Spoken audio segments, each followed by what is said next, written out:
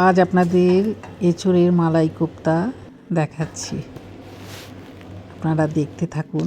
আমি এঁচোড়টা সেদ্ধ করে হাতে ম্যাশড করে নিচ্ছি ভালো করে এবার বাদামের গুঁড়ো দিলাম, লঙ্কার গুঁড়ো, হলুদের গুঁড়ো, জিরের গুঁড়ো, আদা বাটা, ধনে, আমচুর পাউডার, চিনি, নুন আর বেসন দিচ্ছি একটু বাইন্ডিংয়ের জন্য, ধনে পাতা দিয়ে ভালো করে এটা মেখে নিচ্ছি।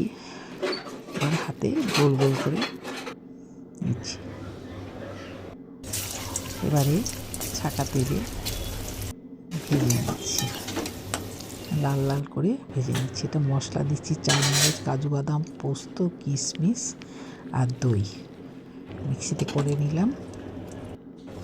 ঘি, গোটা গরম মশলা, জিরে, তেজপাতা ফোড়ন দিয়ে এবার মশলাটা দিয়ে দিলাম।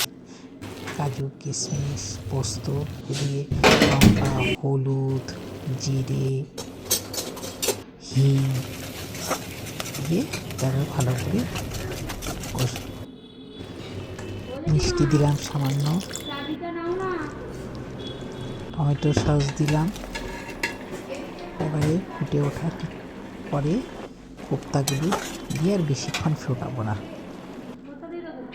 হয়ে গেল আমার মালাই কোপ্তা কারি।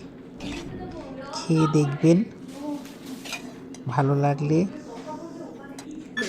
কমেন্ট করবেন।